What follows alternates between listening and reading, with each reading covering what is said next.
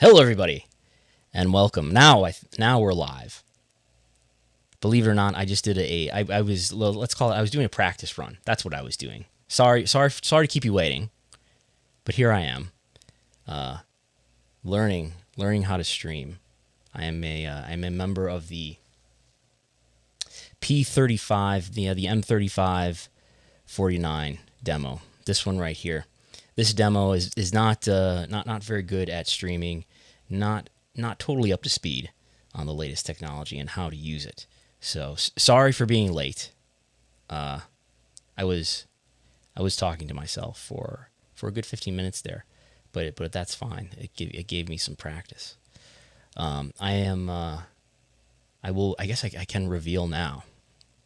Oh my God, I can reveal now that I have ordered a personal computer. I'm streaming right now from a laptop that is not quite equipped to do what I'm asking it to do.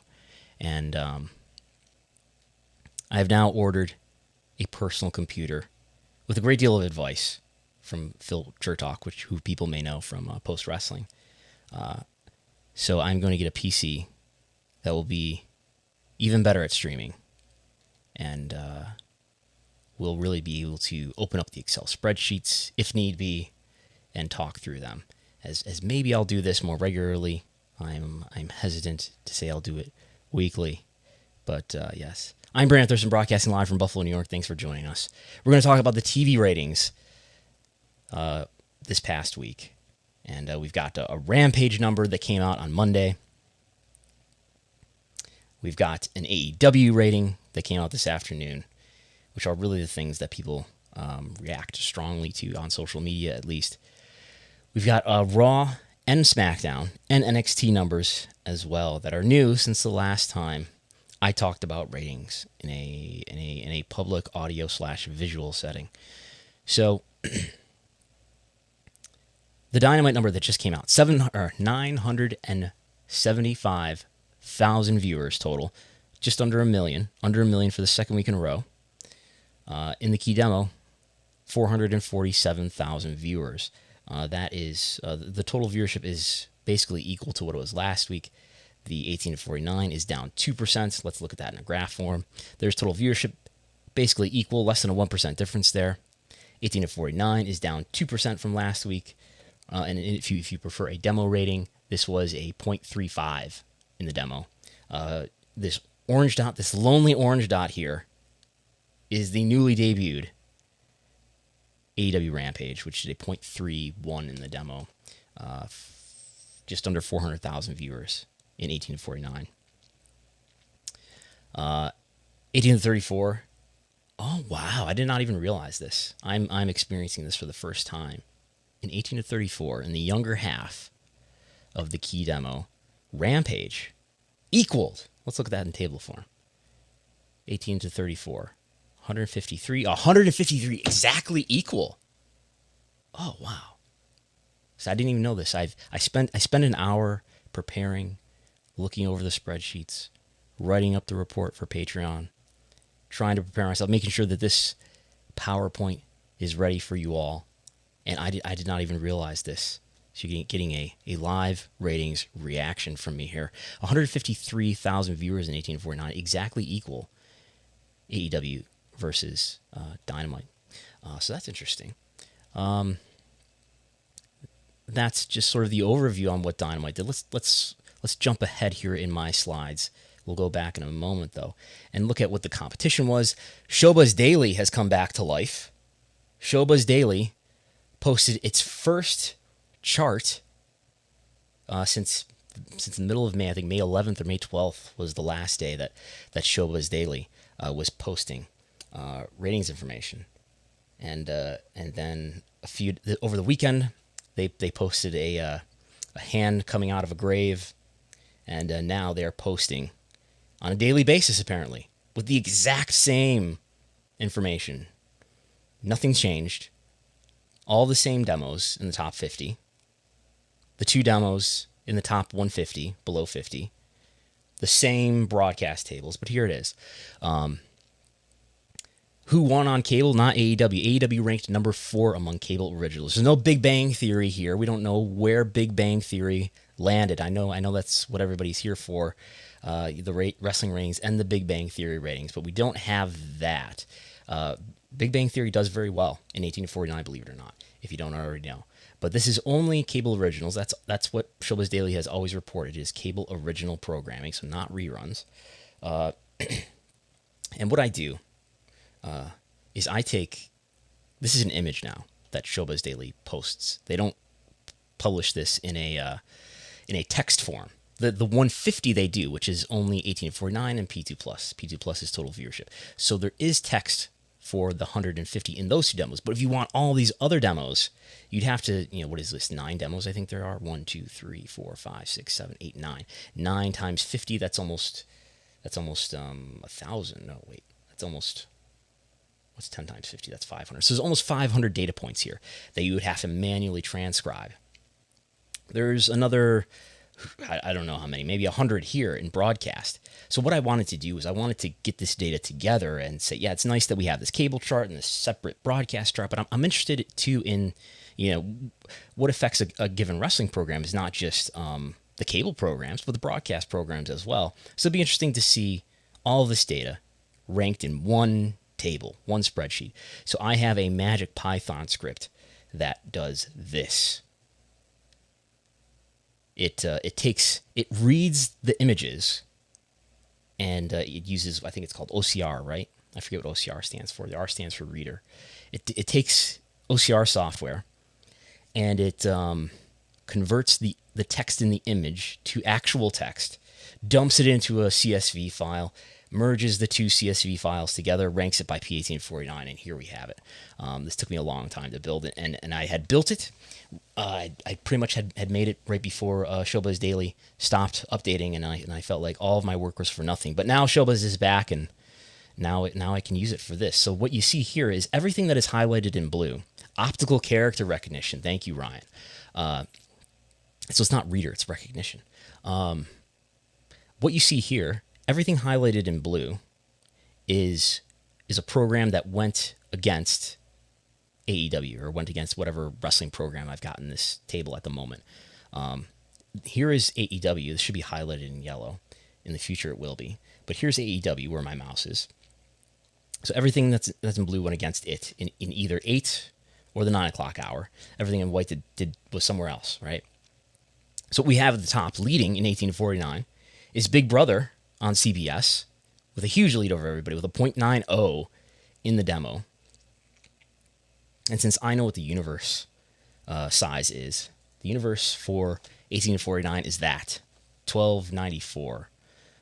That's like in millions or something, but so or hundreds of thousands. So if we multiply .90 by 1294 in thousands, we get the answer. So 0.1165 million viewers just in 1849 for Big Brother. It did just about 3.8 million viewers total. So there's that. America's Got Talent was next. Master Chef on Fox, $100,000 Pyramid, The Family Game Fight, Press Your Luck, No Whammies on ABC was after that. So those broadcast programs all beat cable. And then number 1 on cable was The Real Housewives of Beverly Hills, which did well in 1849, led among cable programs, but also did really well in female viewers, 1849. Beat Shazam on Fox was next, and then Tucker Carlson and Hannity, number 2 and number 3 on cable in 1849. Of course, did massively in P50+. If you look at the big green bars in the P50+ column, you'll see Fox News. Here's another one. The 5 on Fox News. Ingram Angle on Fox News. The Special Report with Brett Baer on Fox News, etc. These are percentages, by the way. That's what ratings are. So what we have here, let's just take Tucker Carlson at 2.71 demo rating in P50+. So that means just under 3% of the U.S. population, these are national ratings, I believe, just under 3% of the U.S. population over the age of 50 was watching Tucker Carlson Likewise for Hannity, even a little bit more. But anyway, so after that, after Tucker Carlson and Hannity, finally we have AEW with its .35 in the demo. It appears to have tied Hannity, but I think these demos are ranked by additional places, by like the 1,000th place that we just can't see. That's my expectation. So AEW did not do so well. Of course, the majority of its audience is males, are men or male viewers. It did a .50 in M18 to 49. That appears to be the leader here. AEW won in male viewers 18 to 49, but we've got the challenge here that did really well in female viewers 18 to 49. We've got Real Housewives that did even better in female viewers 18 to 49, and even Sister Series season 3 on BET did really well in female viewers 18 to 49 as well. Those programs also did pretty well in this F12 to 34 as well. So if we look at the table actually doesn't show me what I want to look at here. So I got to get OBS open here to make sure I'm going to show you this in the right way. If we look at this table here in my spreadsheet, which you can get access to at Wrestlenomics, on the Wrestlenomics Patreon, patreon.com/Wrestlenomics, what I have here is a table, and hopefully we don't freeze up by opening this big spreadsheet. Yell at me in the chat if the video freezes or something. But if we look, so here's Dynamite, and this is comparing the viewership of the most recent episode to the median of the last 4 weeks. So the median of the last 4 weeks is just sort of a shorthand for what's it been doing lately, and it's a quantification of that, right? So if we look at female viewers 35 to 49, down 35% versus the median of the last 4 weeks. If we look at another female, the male demos are down too, but not quite as much as the female demos of the same age group. 18 to 34, the younger half of the key demo on the female side, down 27%. Male 18 to 40 or 18 to 34. I gotta slow down saying these demos. Male viewership 18 to 34, down only 6%. And then this is really just the two halves of what are M18 to 49 and F18 to 49. And F18 to 49 down 31%. M18 to 49 down 19%. So female viewers have left. Maybe it's the violent content. Maybe it's the competition, though. Let's get back to our spreadsheet here, or our PowerPoint. So female viewers are not watching Dynamite. I think these last 2 weeks in the numbers that they were before. By the way, and this competition appears to be a part of it. You know, with Dynamite now 2 weeks in a row doing under 1 million viewers, doing under 500,000 in 1849.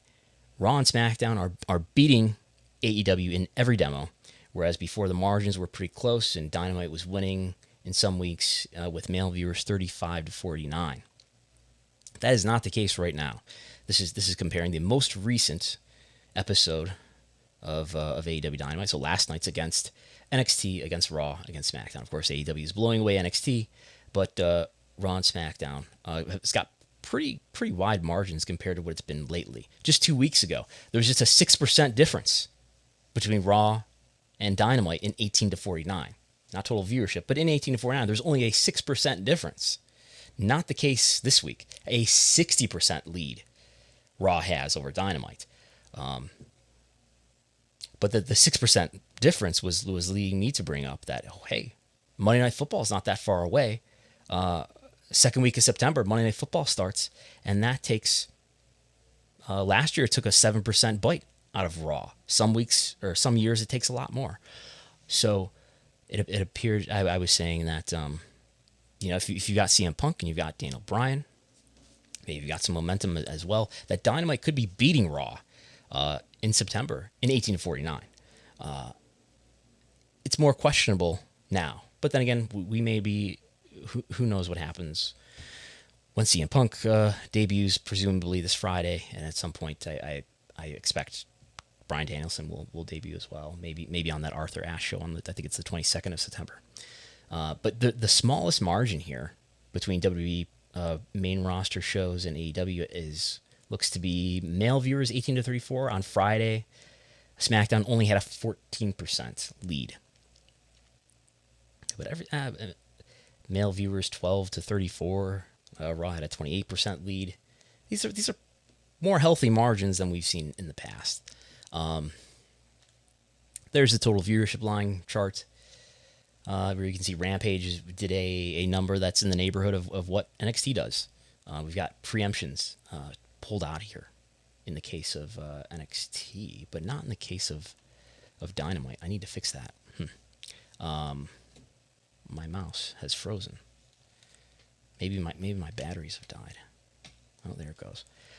In 18 to 49, though, look at how close NXT and Rampage are here. I don't know if you can see this orange dot here, but it'll probably be easier to see in the next one. You can see this orange dot here with this huge gap over NXT in 18 to 49. To go back to the table here, look at those actual numbers. 200,000 was the NXT number this week. And Rampage did nearly 400,000, nearly doubled what NXT does in 18 to 49, despite being at 10 o'clock. So there's that. Is there anything else interesting here? Yeah, I've got to get these preemptions out of here for P2 Plus Dynamite, because they are taken out for NXT. And then in 18 to 34, as I exclaimed earlier, equal Dynamite and Rampage in 18 to 34. Let's look at year-over-year trends real quick. Dynamite is doing substantially better than it was last year at this time. You would think, if all other things were equal, just the nature of TV viewing with people watching linear TV less over time, that a program would, if all other things were equal, would be at a disadvantage. But AEW is up. But of course, the biggest factor in that, in all likelihood, is the fact that they're not running against NXT. So that's a big help to AEW. NXT is actually down many weeks, I think most weeks here, compared to the year prior, even though it's not going against AEW Dynamite. And it's moved to Tuesday, as of this data point right here, which is April 13th of this year. So NXT had a really strong finish at the end of the Wednesday Night War. We're looking at total viewership in all these charts, by the way, these year-over-year charts. But anyway, they moved to Tuesday on April 13th, and viewership has kind of slid down ever since. Grew a little bit. There's some weeks where it's up. We got these preemptions here on Sci-Fi, but you can see here the light blue line of 2020, in many cases, is above the green line of 2021. So NXT ratings are down, despite not going against another more highly viewed wrestling program. So there's that. Paul Levesque, by the way, did not do a media conference call for the first time, I believe, ever in the days before a takeover. So there's that. Raw, with the return to touring, they had a big jump, of course, for the return to touring, and it stayed pretty stable. It's defying my predictions, where I thought it would be back down to this level here in the 1.6 million viewer range, but they're staying up here in the 1.7, 1.8 million viewer range. The light blue line here that we're comparing Raw against until next week is comparing Raw to the Performance Center era. And next week we will start to have year-over-year comparisons to the Thunderdome era, for what it's worth. So all of this stuff is in the doldrums of the final days of the Performance Center. But Raw, in its return to touring, has sustained an increase in viewership, at least up to this point, with the return of live fans. And on SmackDown, it's similar, a little more volatile, but the return to touring is a big jump, and it's been down, but then it was back up a week ago, and it's down a little bit again. But over 2 million, whereas in the last days of the Thunderdome, they were under 2 million. So there's that. Showbuzz Daily is back. We discussed that. Here's my Python-made table of all the television viewership that Dynamite went against. And then let's just talk about Rampage for a moment. To give us some idea about what Rampage might do, we look back to the Friday Night Dynamites, where in the demo they did 277,000 viewers on average. Total, they did 562,000 viewers in total, just in the first hour. Okay, since Rampage is a 1 hour program, I put this table together that just looks at the first hour using the quarter hours, just averaging them up for each date of that first hour. Now, granted, you got to remember the reason why these Dynamites were preempted to Friday was because of the NBA playoffs. So that's something to think about too, in terms of predicting the Rampage number, which we have, but I just want to walk through this. If we say 1849 is about half of AEW's P2+. So if we take the P2+, 562, and say, all right, the NBA playoffs were in effect. Maybe they had a 10% effect on AEW. So if you're predicting the Rampage number, you say, okay, well, it would be up 10% from 562. So we multiply that by 1.1. Then we were at 618. But okay, now we're talking about Rampage. It's going to be the debut, and that's a peak.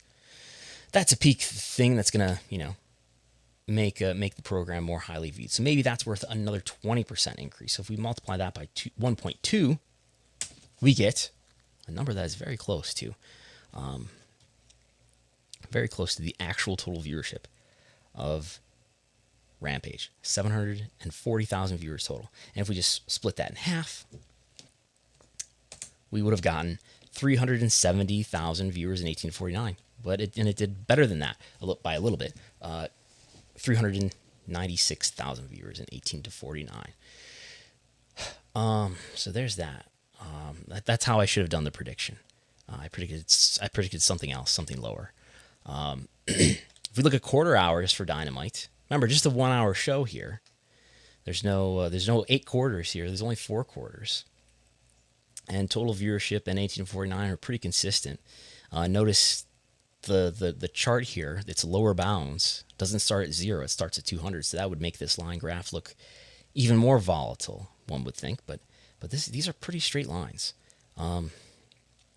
Just this quarter, the third quarter at 10:30 to 10:45 was down, and it just didn't contain a match. I think that's what happened there. Matches tend to do better in sequential viewership than quarters that don't have matches in them and have a lot of talking segments or whatever. But interesting too, and I think we discussed this with Chris Gullo this past Sunday, that in total viewership, the Britt Baker Red Velvet match was more viewed than the opening quarter with Kenny Omega and Christian. Now that Omega and Christian match flowed into its last 2.5 minutes or so were in the second quarter, which was the most highly viewed.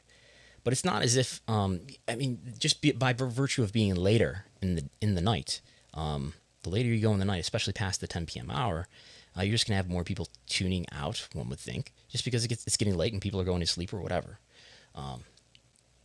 But nonetheless, this Britt Baker and Red Velvet match did pretty well. And in fact, in 1849, the only thing that AEW cares about, 404,000 viewers is the most viewed quarter in 1849. Just by a slim margin, by 1,000 viewers, beating out that second quarter that contained the finish of the Impact title match, and as well the Miro and Fuego del Sol match. So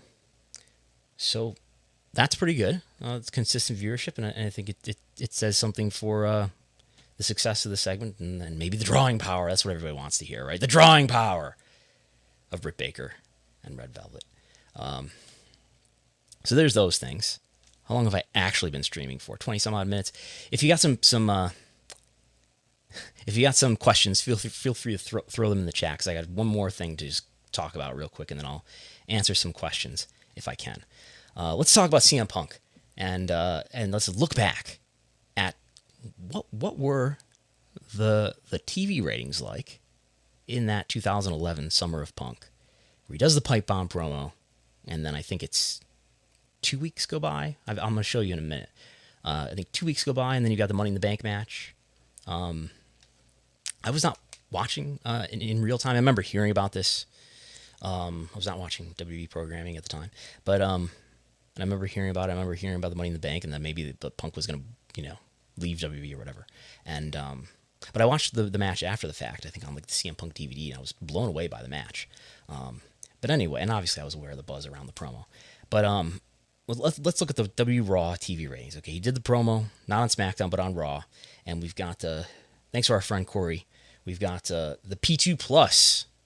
I don't know where he got this from, but I believe it is accurate.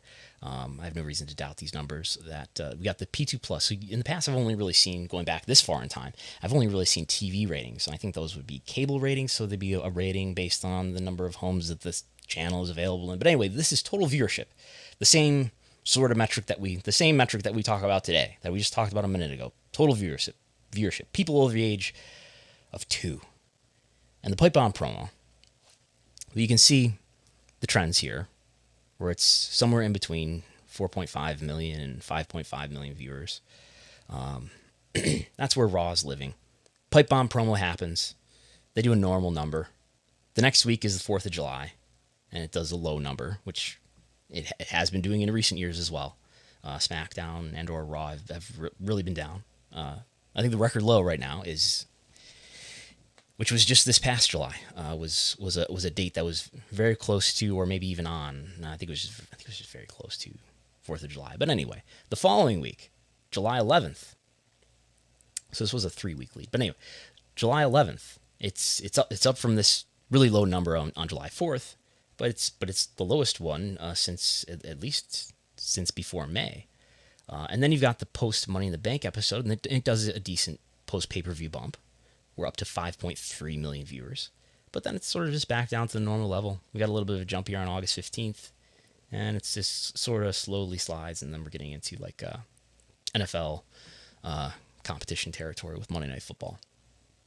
So, and this is something I heard brought up by Chris Zellner and Dave Bitzingspan on their Patreon podcast about the Summer of Punk in 2011 and all the drama and news that was around that.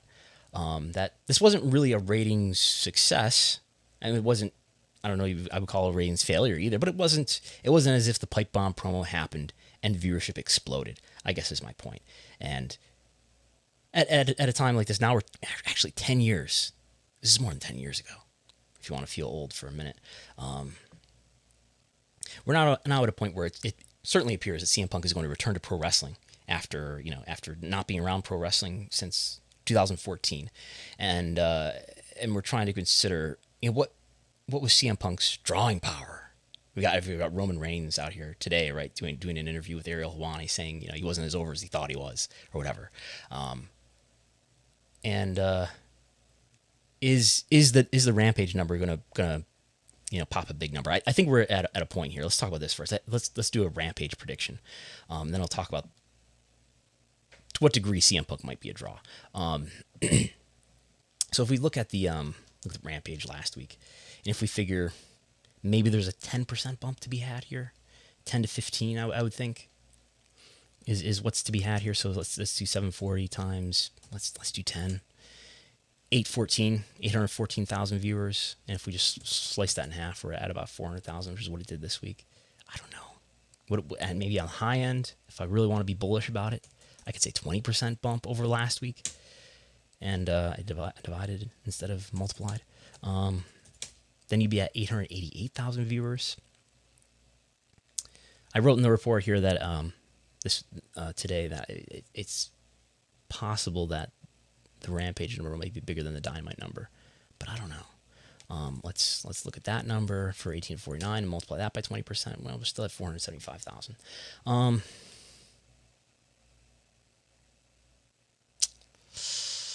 It's tough to say. Is Rampage going to be the most viewed AEW show of the week? Oh, I don't know. I would lean towards no. But who knows? So if we talk about CM Punk again, I'll just put this up on the screen. I think what happens over time is that, well, first of all, you got this return. That's a big factor, right? But the more that somebody's been away is a factor, and the more that he's sort of this forbidden fruit and somebody that people have wanted to have around for a long time, but he has been around, who is sort of at his peak almost. Maybe he was off of his peak, but But I think part of it is nostalgia, I think people become bigger stars, bigger draws, if you want to say it that way, bigger draws, sort of the older they get. And that's sort of one of the conundrums of pro wrestling, is that you want to create new young stars. But in this media era, where especially I think now that there's streaming video in every form, not just the W Network, but it's either YouTube or whatever, it's really easy to go back and revisit and get an affinity for some wrestler who's not really active or barely active anymore. I think an example of that is like Shawn Michaels was not a huge draw in his prime. Let's say 1996 when he was the champion.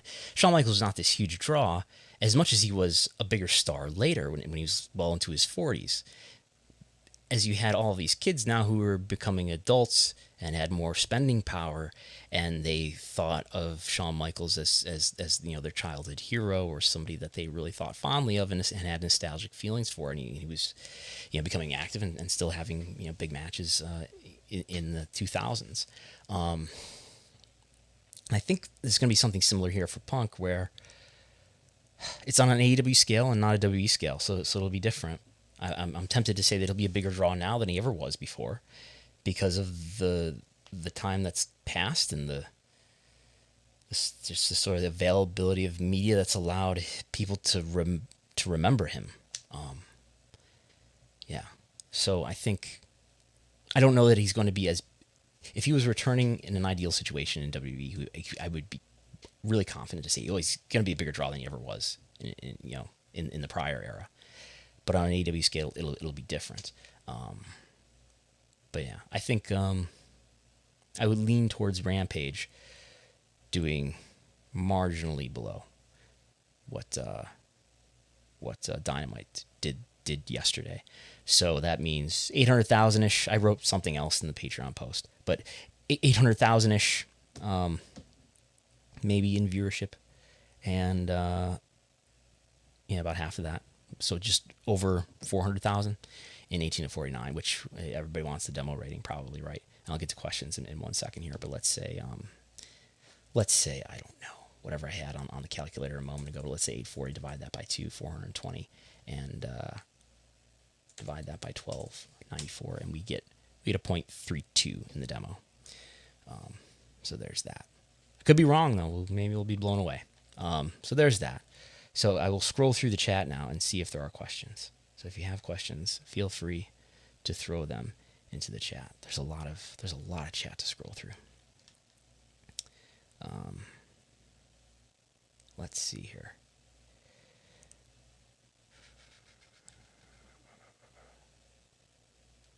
I'm not seeing any questions. I'm sort of looking for a question mark. Besides Monday Night Football, outside of something happening in terms of world news, is there anything on television you expect to have a significant effect on wrestling viewership, AEW or WWE, the rest of 2021? I think everything has a small effect, at least. I think the challenge, and I mean, in AEW, I think if we look back to these to this table here, it's conspicuous that the premiere of the new season of the challenge coincides with AEW doing its first shows under 1 million viewers in about a week. So I guess you're asking about something bigger than that, though. Not that I know of. There's Monday Night Football. That'll be on Monday. Tony Khan will never run against the NFL, so that rules out AEW going against the NFL on either Monday or Thursday, or Sunday, I guess, for that matter. But so there's that. Yeah, I think I'm not exactly a TV expert beyond wrestling TV, but there's nothing that comes to mind here. There will probably be new shows debuting, or new seasons of shows debuting in September, right? That's usually when they come out. But others might know a lot more about that than I do.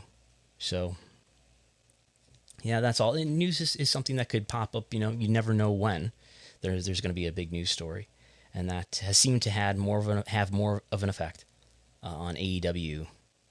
At least more so than NXT when those two programs were running head to head. That's when we saw some good evidence for that, where AEW would take a bigger hit on a big news night than NXT would. Kevin says, this is a repeat from last week, but I wonder if the answer has changed. Do you think they should put Punk right at the start of the show or save to the end. Yeah. No, I still think what I thought last week. I think they should. I'm not sure what's happening as far as I've heard, and I know in the Jon Moxley promo he mentioned main event. I don't know if that means that Jon Moxley and Daniel Garcia, full disclosure, who I helped to train, I don't know if that's going to be last, or maybe it's just the last wrestling match. I don't know. But yeah, I would not bring Punk out first or even early in the show, because people are tuning in, waiting for him, staying tuned in. If you put him in the first quarter or the second quarter, I think people start to tune out after that. Even if you bring him out early and then bring him out again late, seeing him is enough for some people to tune out. So I think if he's in the first quarter, I think a lot of people will tune out, and you will not see the sort of consistency that we saw in this week's line chart. If he's in Q1, and then there's a Q2 that he's not in, and a Q3 that he's not in, then I think viewership slips after that first quarter. So I would put on a good show in the first three quarters, and maybe tease him coming out somewhere in the course of this, and then bring him out to end the show. And I would think to peak viewership, especially when you've got sort of this is a good business term, right? You've got sort of a headwind here as the show goes on anyway, where the later the night gets, the harder it's going to be to retain viewership. All other things being equal. We'll do another question here as soon as I take a drink. Question: why do you think wrestling media podcasts are so pro AEW and act like rating is amazing when Raw is actually doing better at holding and growing audience, and never talk about that? Why? I think so. Let's look at a line graph here. Let's get the viewership out. Raw's, and you know what else we could look at too? Raw's viewership and SmackDown's viewership over time has declined more so than AEW. And there's a lot of factors involved. And for AEW, the biggest thing is not going against NXT. But if we go to the spreadsheet here, and I've got an interesting chart that we can look at here. And you can see this, right?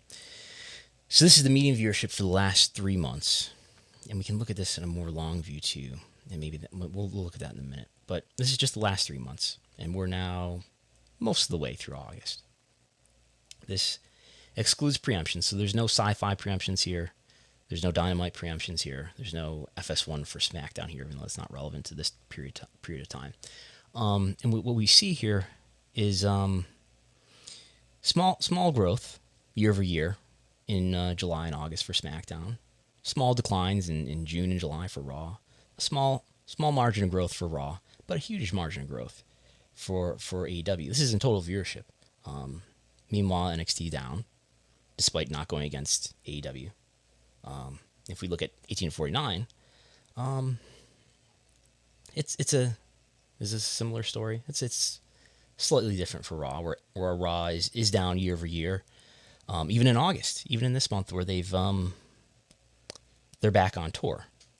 But it's absolutely true. If we go back to this line chart, it's absolutely true that SmackDown and Raw double AEW's viewership. But I think what excites some people is the trajectory of these programs and the trajectory of their popularity.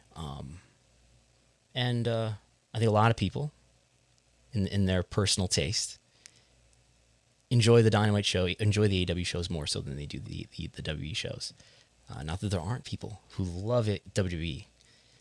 They love their form of entertainment.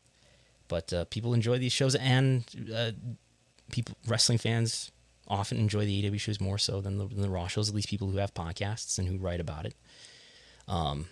And it seems to be a product and a brand that's growing in popularity, and WWE seems to be the opposite. And there's more than just television viewership that I can pull out to argue that. I think in terms of a number of years into the past, we've got sequential declines year over year since 2017 in ticket sales, in merchandise sales, in the stalling of WWE Network subscribers in 2018 and 2019, and in Google Web Search. For whatever Google Web Search is worth, I think it's a representation of mind share. it's down substantially for WWE year over year for a number of years, going back to 2016.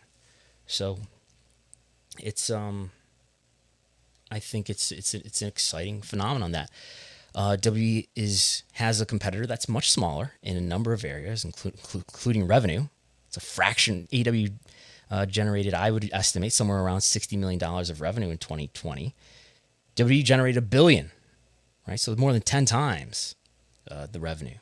But AEW has good upward momentum in a lot of areas, including TV viewership, and I think its popularity is somewhat growing. It's hard to tell when you only have two years of trends to look at, but we will continue to study it over time.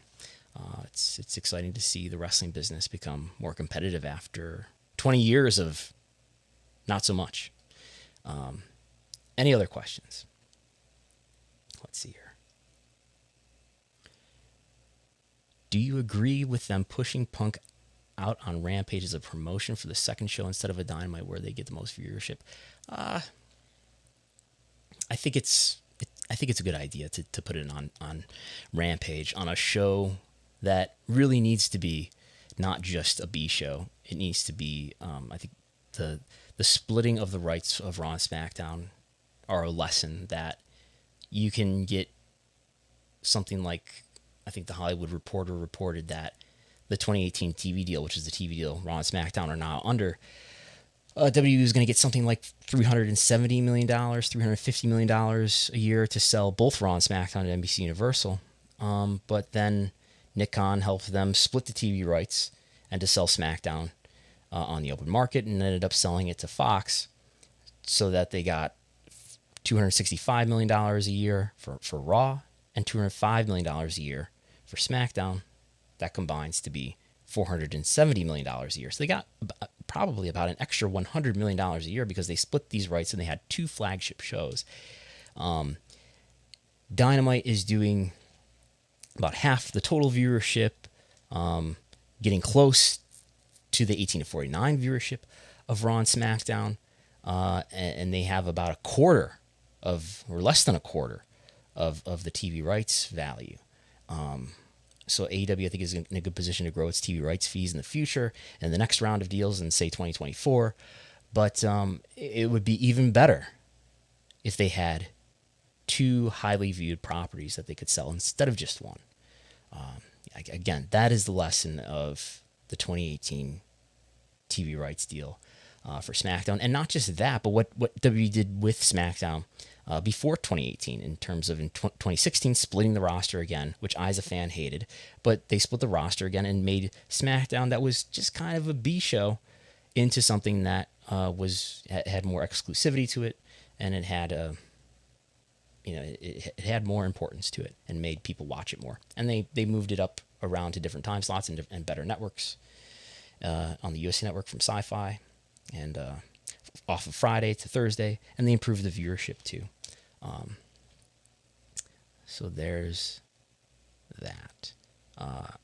So I guess to get to the point, yeah, I think it's a good idea to make not just the first episode of Rampage a big deal, but the second episode of Rampage a big deal, because it's a little bit of a ramp into creating habitual viewership for a program that, if they can keep high viewership on it, can become really valuable to AEW, and again can make them not just have one really valuable TV property, but perhaps two.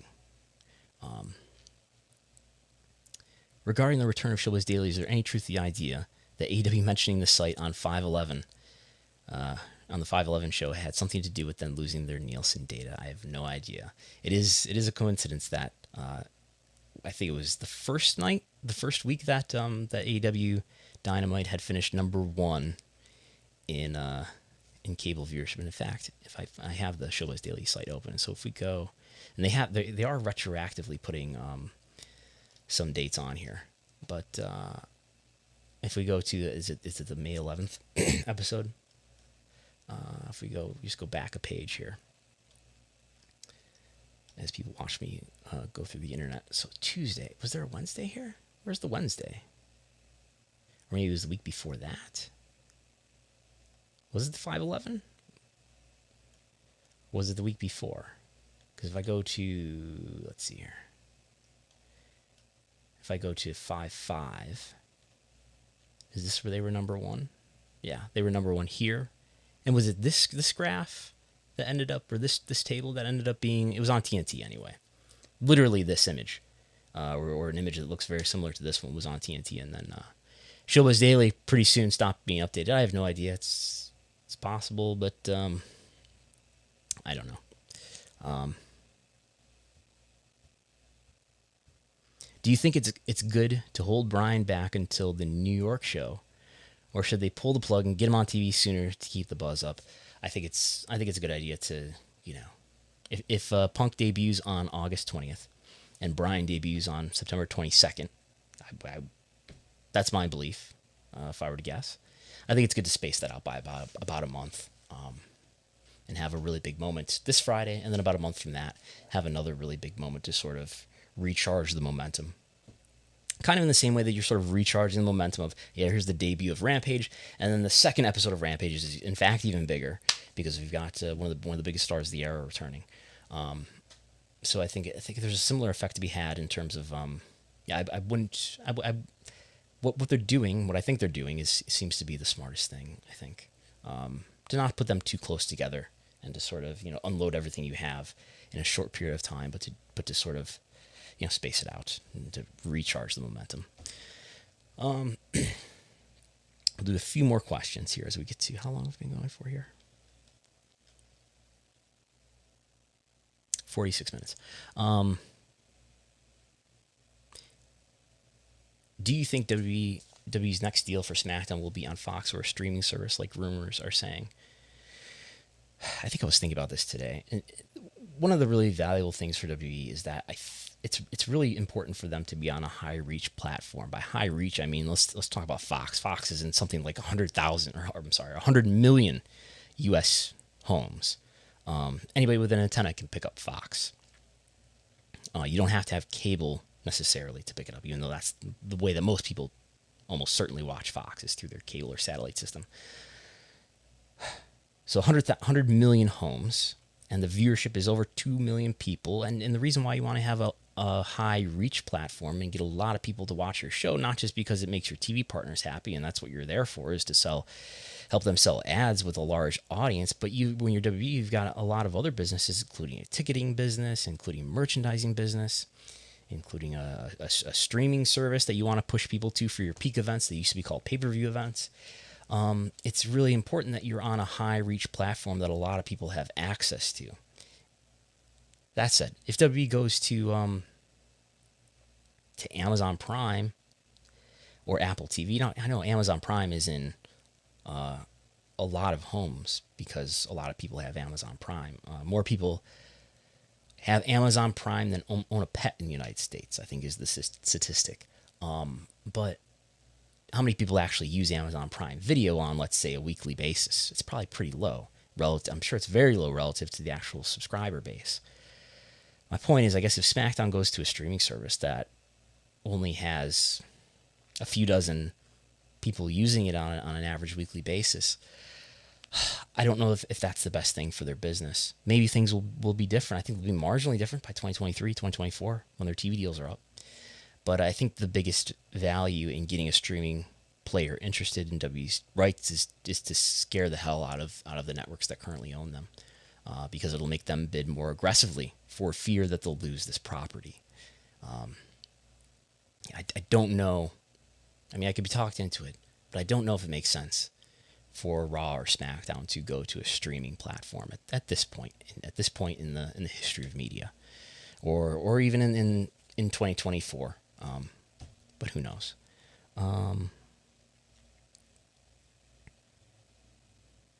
If you had to guess, do you think AEW will eventually have content on HBO Max, and if so, when?